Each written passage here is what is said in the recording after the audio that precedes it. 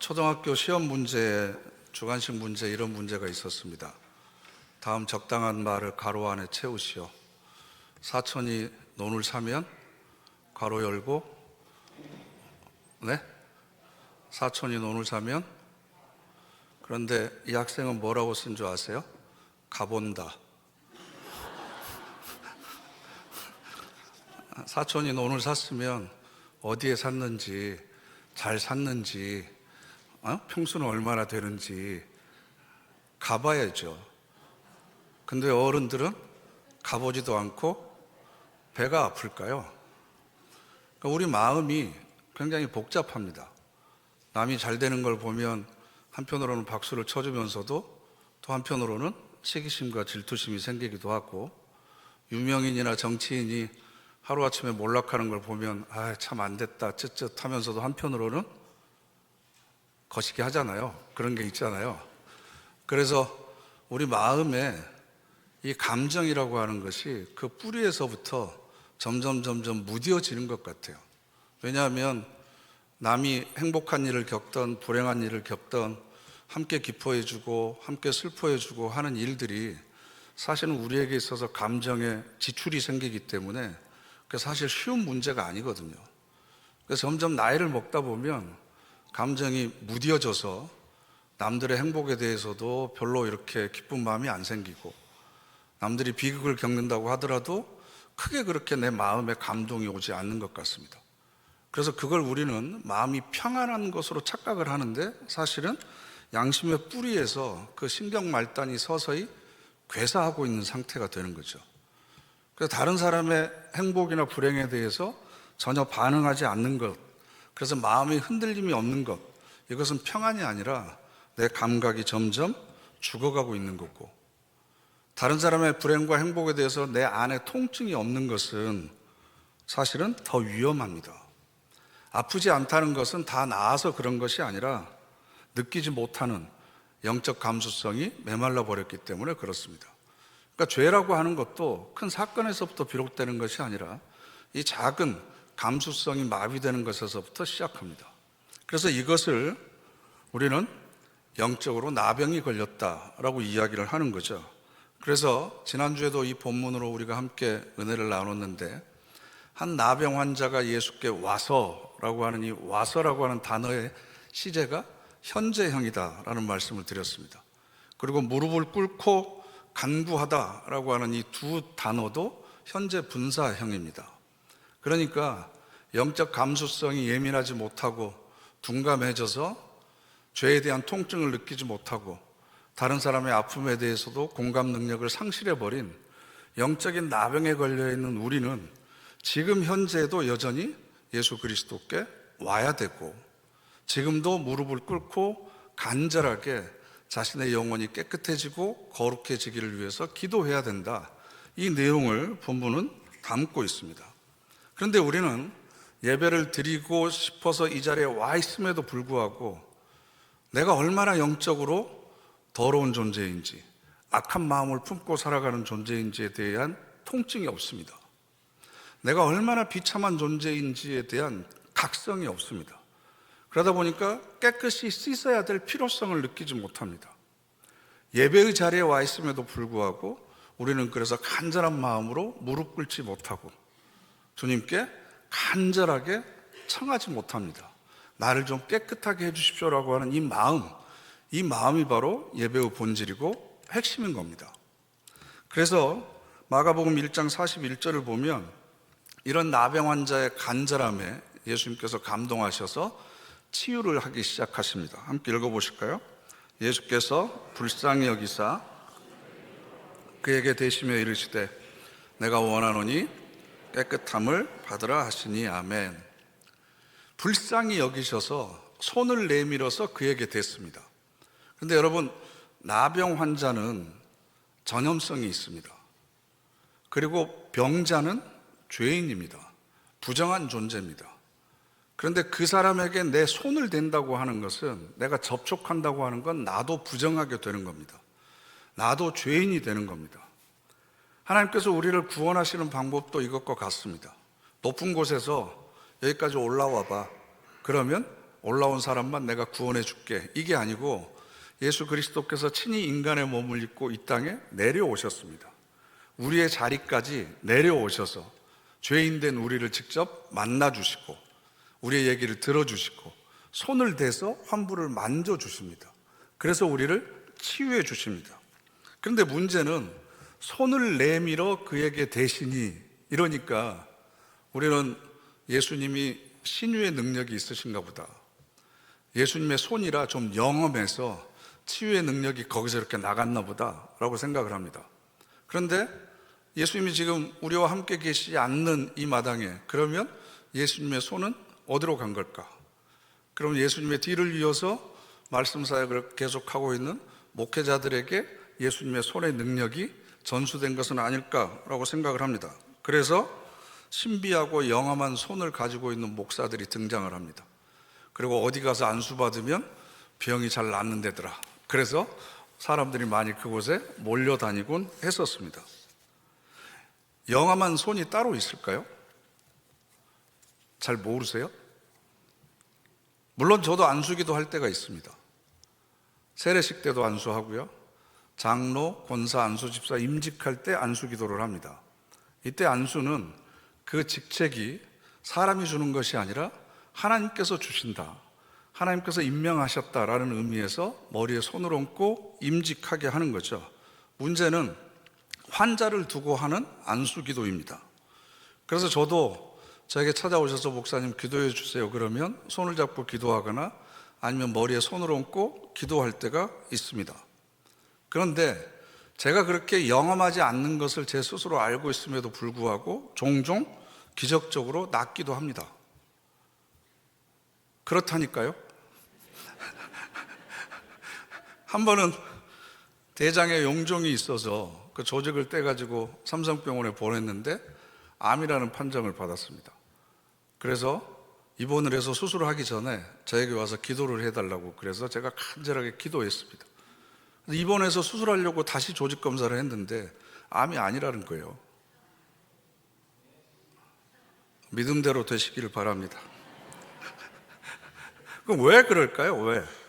물론 이분이 나았으면 좋겠다라고 하는 저의 간절한 마음도 있겠지만 그럴 때마다 교만해지지 않기 위해서 제가 떠올리는 말씀이 있습니다.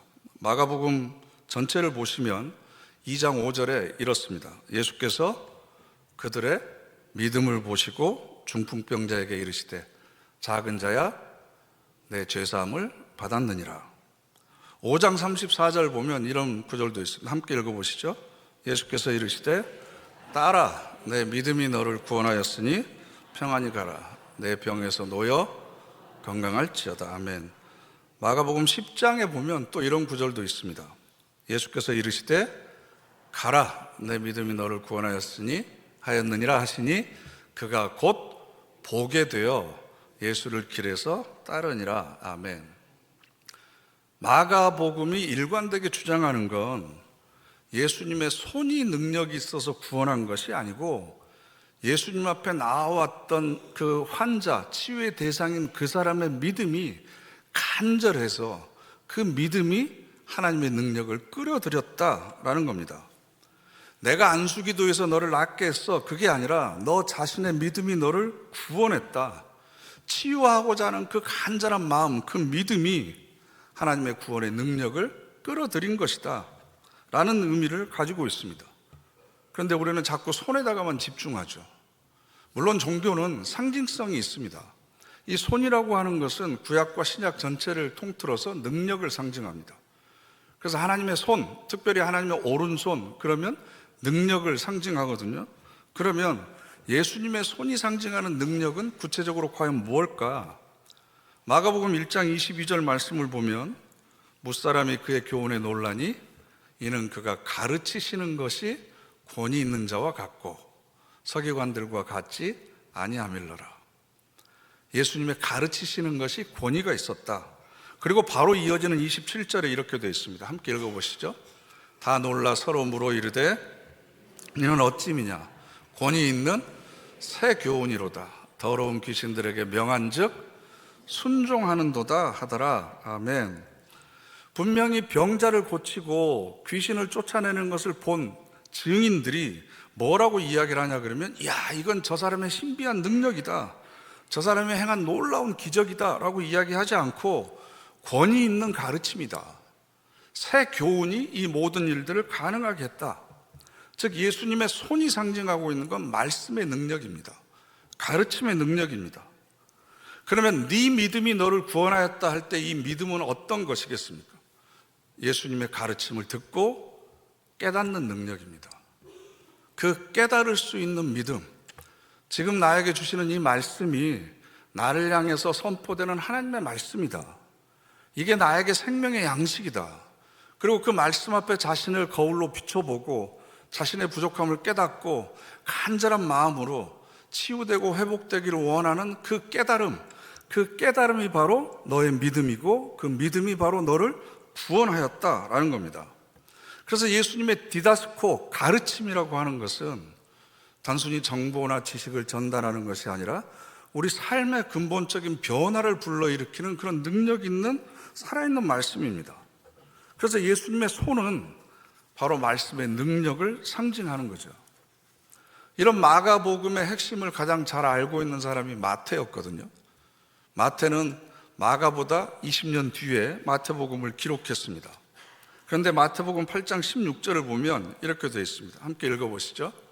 저물매 사람들이 귀신 들린 자를 많이 데리고 예수께 오거늘 예수께서 말씀으로 귀신들을 쫓아내시고 병든 자들을 다 고치시니. 아멘. 말씀으로 귀신 들린 자들을 쫓아내셨고 말씀으로 병든 자들을 다 고치셨다라는 겁니다. 마태복음 8장과 누가복음 7장을 보면 백부장에 관한 이야기가 나옵니다. 백부장은 로마의 병사 100명을 거느리는 장교였고 이방인이었습니다. 이 백부장에게는 종이 있었는데 그때 당시 종은 노예였잖아요. 재산의 일부였습니다. 병들으면 폐기 처분해버리면 됩니다. 그런데 그 종이 병든 것이 너무나 안타까워서 고쳐줄 수가 없어서 예수님에게 와가지고 저의 종이 병들었습니다, 좀 낫게 해주십시오 라고 간절히 청합니다. 그러니까 예수님께서 알았다, 내가 가서 고쳐주마. 그때 이 백부장이 뭐라고 하냐 그러면 8장 8절에 다만 말씀으로만 하옵소서, 그러면 내 하인이 낫겠사옵나이다. 똑같은 사건을 기록한 누가복음 7장은 이렇게 되어 있습니다. 말씀만 하사 내 하인을 낫게 하소서. 우리를 온전히 치유하고 회복시키시는 예수님의 능력은 무슨 신비한 치료의 능력이 그의 손에서 나오는 것이 아니라 가르침의 능력입니다. 말씀의 능력입니다. 그 말씀을 깨달은 사람에게 하나님의 치유의 능력이 그대로 임하게 되는 거죠. 그래서 성경에 나오는 기적들을 치료의 기적이라고 하지 않고 치유의 기적이라고 합니다. 단순히 육체적인 질병만을 고치는 것이 아니고 우리가 살아가면서 마음의 상처와 아픔들을 여전히 가지고 살아가잖아요. 해결되지 않는 감정들을 쌓아놓고 묵혀놓고 살아갑니다. 또 우리의 영혼을 짓누르고 있는, 그리고 속박하고 있는 무거운 짐들이 있습니다. 이 모든 것들을 한꺼번에 치유하는 것이 바로 예수 그리스도의 말씀의 능력, 가르침의 능력인 거고, 그 말씀을 듣고 깨닫게 되면 내 육체적인 질병뿐만 아니라 마음의 상처와 영혼의 짐까지도 치유되는 놀라운 역사를 우리가 경험하게 된다라는 겁니다. 그래서 2026년도 표를 우리가 가르치며 전파하고 치유하는 교회라고 정했는데, 이 세 가지의 단어는 다른 단어가 아닙니다. 예수님의 가르침은 능력 있는 생명의 말씀이기 때문에 우리를 치유합니다. 육체적으로, 정신적으로, 마음으로 혹은 영적으로 우리를 치유합니다. 가르침에 깨달음이 더해지면 자연스럽게 내 삶 속에서 이런 치유의 변화가 일어나게 되는 거고, 그런 치유의 사건을 경험한 사람은 이 기쁜 소식을 전하지 않을 수가 없어서 많은 사람들 앞에 자신의 변화된 새로운 모습을 전파할 수밖에 없는 거죠. 이 세 가지 중에 하나라도 따로 떨어질 수 있는 문제가 아닙니다. 예수님의 핵심 3대 사역입니다. 그래서 올 한 해 동안 하나님의 말씀을 통해서 여러분들이 깨달음을 얻고 간절하게 절실한 마음으로 무릎을 꿇고 하나님 앞에 예배드림을 통해서 여러분의 마음과 육신과 영혼이 치유되는 그런 놀라운 은혜를 경험하시기를 간절히 바랍니다. 그런데 이상한 건 나병 환자가 예수님 앞에 와서 간청한 내용인데요, 40절 말씀을 보면 이렇게 되어 있습니다. 원하시면 저를 깨끗하게 하실 수 있나이다. 아니, 그냥 깨끗하게 해주십시오 라고 이야기하면 되잖아요. 그런데 앞에다가 원하시면 이라는 사족을 붙였을까요? 그리고 왜 마가는 이걸 이대로 기록했을까?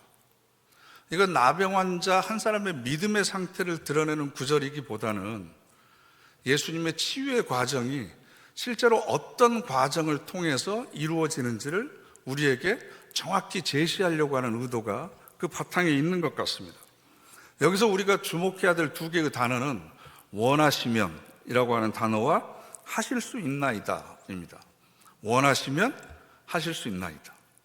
원하시면은 마음이죠. 의도죠. 생각입니다. 할 수 있다라고 하는 것은 힘이고 능력이고 행위입니다. 원하는 것과 할 수 있음의 관계는 매우 중요합니다. 즉, 마음이 있어야만, 원하는 뜻과 의지가 있어야만 능력이나 힘이 생겨날 수 있다라는 겁니다. 뜻이 있는 곳에 길이 있다라는 말처럼 하고자 하는 마음으로부터 능력이 생겨난다라는 거예요. 이게 굉장히 우리 신앙생활에 있어서 중요합니다. 하고자 하는 마음, 의도가 있어야만 그것이 능력과 행위로 구체적인 힘으로 나타나게 된다라는 겁니다.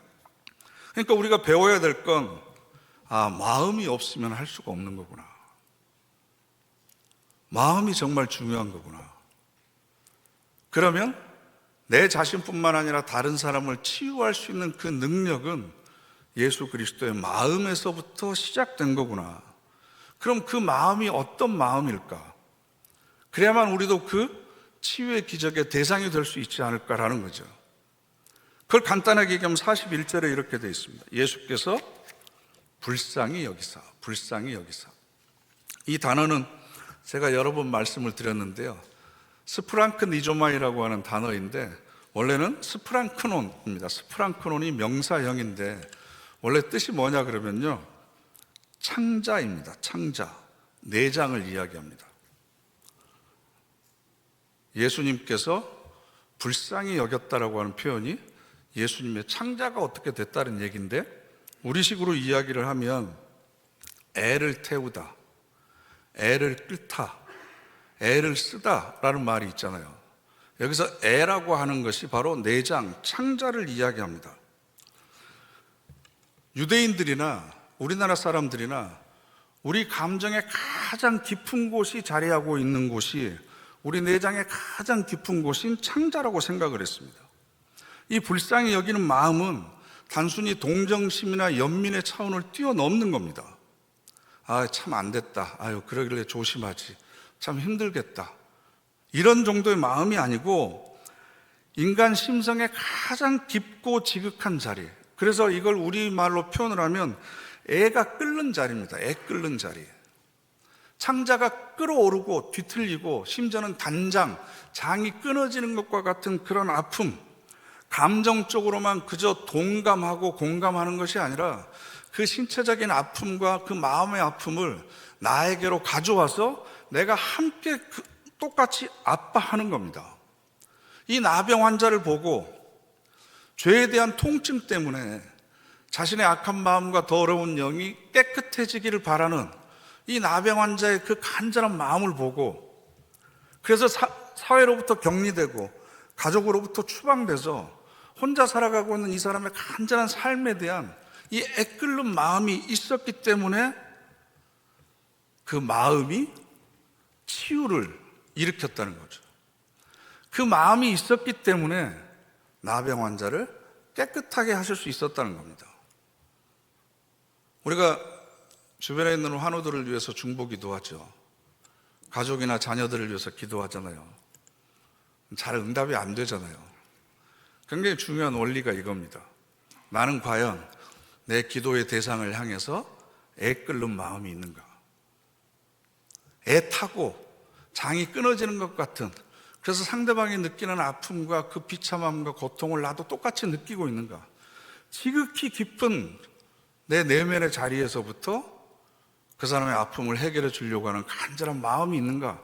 그 마음이 바로 하나님의 마음이고 하나님의 사랑이 시작되는 자리입니다. 거기에서부터 하나님의 능력이 그런 마음을 품고 있는 사람을 통해서 치유의 능력이 나가게 되는 거죠. 그래서 사도 바울은 골로새서 3장에서 이렇게 이야기합니다. 그러므로 너희는 하나님의 택하사 거룩하고 사랑받는 자처럼 긍휼과 자비와 겸손과 온유와 오래 참음을 옷 입고. 근데 이 긍휼이라고 하는 단어가요, 의역을 해놨는데 원래 뜻은 불쌍히 여기는 창자입니다. 창자. 그리고 빌립보서 1장 8절을 보면 이런 말씀이 있습니다. 내가 예수 그리스도의 심장으로 너희 무리를 얼마나 사모하는지 하나님이 내 증인이시니라. 여러분, 마음이 어디 있어요? 심장에 있다고 생각하는 서양식의 사고가 여기에 들어와서 내가 그리스도의 심장으로 너희 무리를 간절히 사모한다라고 번역을 해놨는데 원래 단어가 스프랑크논입니다. 그러니까 직역을 하면 내가 예수 그리스도의 창자로 너희 무리를 간절히 사모하고 있다. 그래서 우리 새한글 성경에는 내가 그리스도 예수님의 애끓는 마음으로 여러분 모두를 얼마나 그리워하는지, 심장이 아니고 창자, 애가 끓는 것 같은 마음으로 여러분들을 내가 간절히 사모하고 있다. 요한일서 3장 17절 말씀을 보면 누가 이 세상의 재물을 가지고 형제의 궁핍함을 보고도 도와줄 마음을 닫으면 하나님의 사랑이 어찌 그 속에 거하겠느냐. 이 도와줄 마음도요, 스프랑크논이에요. 창자예요, 창자. 이게 무슨 뜻이냐 그러면 못 먹고 헐벗고 굶주리고 있는 사람을 보면 창자가 동해서 도와줘야지 라는 생각이 들다가도 이기심 때문에 그 창자를 닫아버리는 겁니다. 이해가 되세요? 처음에는 도와줘야지 하면서도 내가 뭐라고 오지랖도 넓어서 그러면서 창자를 닫아버리는 것. 그래서 새한글 성경에는 가엾게 여기는 마음을 닫아버리는 겁니다. 불쌍히 여긴다라고 하는 이 예수님의 마음을 우리가 그냥 문학적으로 가볍게 들어서는 안 됩니다. 그리고 이것은 설명을 통해서 혹은 지식을 통해서 우리가 터득되는 것도 아닙니다. 자기중심적인 사고방식, 이기적인 욕망만을 채우려고 하는 삶의 틀을 초월하지 않으면, 그래서 내 자아의 경계선을 허물어뜨려서 다른 사람이 바로 나이고 내가 그 사람이라고 하는 그런 연결고리를 우리가 찾아내지 않으면 결코 이 마음이 어떤 마음인지 우리는 깨달을 수가 없습니다. 그래서 우리 조상들은 다른 사람이 안 되는 걸 보면 마음이 짠하다 그랬잖아요. 남의 마음 같지 않다. 저는 이게 바로 우리가 회복해야 되는 마음이라고 생각합니다. 그래서 마가복음 12장을 보시면 내 이웃을 내 몸같이 사랑하라. 이 계명보다 더 큰 계명은 없다. 여기서 몸이라고 하는 단어도 번역이 좀 아리송한데 원래는요, 세아우트라고 그래서 네 자신처럼 사랑해라 이겁니다. 여러분 손가락 끝에 바늘이나 가시가 하나 찔려도 얼마나 여러분 아파하세요. 그죠? 돌부리에 걸려 넘어져가지고 무릎이라도 다치면 얼마나 아파하세요. 그런 것처럼 내 자신, 내 몸의 통증처럼 상대방의 통증을 똑같이 느끼는 것. 내 기쁨처럼 상대방이 잘된 것을 함께 기뻐하고 박수 쳐줄 수 있는 마음, 이것이 바로 사랑이고 이 계명보다 더 큰 것을 하나님께서는 우리에게 제시해 주신 적이 없다라는 겁니다. 그러니까 우리가 예배를 통해서 회복돼야 되는 마음은 영적인 감수성이 회복돼서 통증을 느끼고 악한 마음과 더러운 영으로 가득 차 있는 자기 자신을 불쌍히 여기는 마음이 우리 안에서 일어나는 것, 이게 바로 예배에 집중해야 되는 겁니다. 숲에 가보면 열리지 현상이라고 하는 게 있습니다. 나뭇가지와 나뭇가지가 서로 다른 나무인데도 불구하고 붙어 있는 것을 우리는 열리지라고 그러잖아요. 한 나무의 가지에 상처가 나면 다른 나무 가지가 바람에 흔들리다가 부대끼다가 붙어서 하나가 돼버리는 거죠. 그래서 상처 입은 나무, 상처받은 나무의 상처를 치유하기 위해서 다른 나무가 영양분을 공급합니다. 그런다고 해서 특성이 사라지는 건 아닙니다. 이 나무는 여전히 그대로 붉은 꽃을 피우고 이 나무는 그대로 흰 꽃을 피웁니다. 고유성과 유일성과 탁월성과 독창성이 사라지는 게 아닙니다. 그러면서도 하나가 되어 있는 거죠, 하나가. 여러분, 우리는 세상에 올 때는 개인적인 몸으로 태어나지만 관계 안에서 존재합니다. 내가 상대방을 도와주고 힘을 주고 위로해 주는 것은 무언가를 베푸는 게 아니라 우리의 존재 방식입니다. 믿음이 깊어지고 성령이 충만해지고 신앙의 연륜이 쌓인다고 하는 건 내가 무슨 신비한 체험을 많이 하고 기도의 능력이 생기고 그게 아니고 다른 사람과의 관계가 깊어진다는 것을 의미합니다. 다른 사람과의 관계가 깊어지는 것. 그건 다른 사람의 행복과 불행을 똑같이 나의 것으로 느낄 수 있는 영적인 감수성이 회복되는 것. 이게 바로 성령 충만이죠. 왜냐하면 성령이 바로 거룩한 영이잖아요. 거룩한 마음입니다. 거룩한 마음. 선한 영을 갖는 것. 이게 바로 우리가 회복해야 될 겁니다. 세상이 너무 각박해져 있습니다. 정직하게 살면 손해본다. 여러분, 중학교 다니는 애들 설문조사하면 이게 압도적으로 1위가 나옵니다. 그만큼 약육강식의 시대를 살고 있습니다. 상처받고 힘들어하고 약한 모습 보이면 도태될 수밖에 없다. 어떻게 해서든지 강하게 살아남아야 되는 것이 미덕인 사유가 되어버렸습니다. 아닙니다. 서로 나누고 보호해주고 자비와 사랑을 베푸는 종이 지금까지 진화생물학적으로도 인류에 가장 오랫도록 번성해 왔습니다. 인간이 지금까지 그 생명을 유지하고 이렇게 공동체를 이루면서 살아갈 수 있는 이유는 상생의 원리입니다. 서로가 서로를 돌봐주는 겁니다. 이게 바로 예수님이 품었던 불쌍히 여기는 마음, 그 마음을 저와 여러분이 품는 겁니다. 그래서 예배는 단순히 내가 원하는 것을 하나님으로부터 얻어내기 위한 수단이 아니고 그리스도의 마음을 내가 품는 겁니다.